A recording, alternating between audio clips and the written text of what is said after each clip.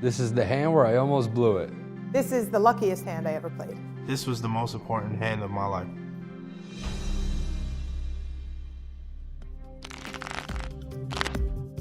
I was playing in the ladies event for the World Series circuit.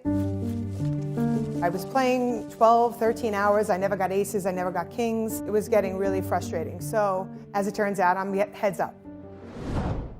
She kept raising and raising every pot. I just couldn't get good cards. It was driving me crazy. I had 4 or 5 of hearts. Turns out to be the final hand. She raised a hand, I re-raised. She just flatted. The flop came 9, 3, 7. I have 4 or 5 of hearts, absolutely nothing but a gutter ball. But I just don't think she can have a hand because she raised and then she called my raise, so I just gave her big cards. So I raise, she re-raises, I jam it in. Her face dropped. I just thought she wouldn't call it off with 1 pair. She maybe thought I was defending with some small cards, so I might have a hand here. So I thought I just could get her to fold. I wasn't banking on my hand obviously being the best when it was only 5 high. And she called. As it turns out, she has 9-3. So she has 2 pair, and I have nothing but 5 high and a gutter ball. She's like, got her. Yes, she was snapping those cards. So happy to get them all showed up on the table. She couldn't wait. And then I was like, oops, oh well. And she was already like high-fiving her friend and all. It was like a done deal. The turn comes a queen. Queen is no help to nobody. It's a dead card. And the only card that can help me at this point is the 6. Obviously, if I hit one of my pairs, it's not good because she has 2. I just leaned to the dealer next to me. You still got another chance. And boom. He puts the 6 of diamonds on the river for a gut shot. And she was pissed. And I won, so it was good. This past summer, the World Series of Poker is going on out in Las Vegas. It's a $10,000 buy-in with usually about 7,000 people. And somehow, with 15 people left, there I am still in. And this kid, Dan Ott, who I had not played with yet up to this point, he raises in the hijack. And it folds to me in the small blind. And I have King Jack offsuit. King Jack offsuit in the small blind is not a good enough hand to call with because you're out of position. Position is probably the most important thing in poker. You can either elect to check and see the next card or bet and make me pay to see the next card.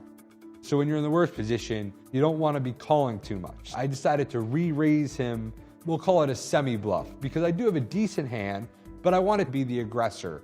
I want to pretend like I have aces, and if I had aces, this is what I would do. And I go ahead and re-raise him from the small blind.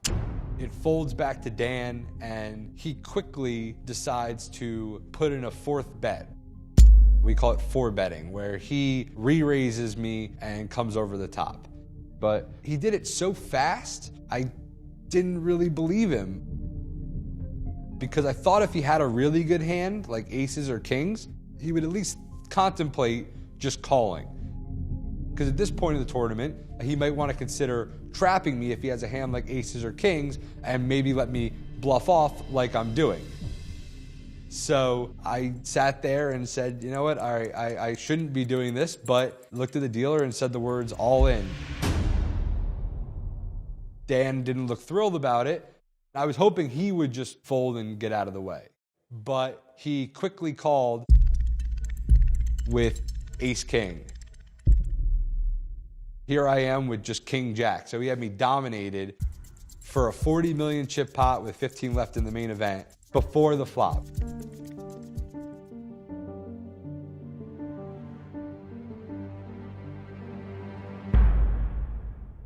The board did not come with the jack. I lost the pot, which left me down to 20 million. And now he was the one with 40 million in a good spot to potentially take the chip lead into the final table. So basically, the point is that I was second in chips at this point, and I didn't need to take the risk. I could have gotten lucky there and beat him, but the skill part is that I made a bad play to get myself into a situation where I needed to get lucky, and I didn't, And you just got to deal with it and get back to playing. But as they say, sometimes in life, all you need is a second chance, because 2 hands later, he went all in and I proceeded to call him very fast. And he had King Jack this time for an open-ended straight draw. I had kings. I held, doubled right back up to 40 million and went on to win the tournament. Sometimes in life, all you need is a second chance, and I do regret making the play I did, but you can't do anything about it, and that's poker. We were in Atlantic City and we were playing the Borgata $560 million guarantee tournament.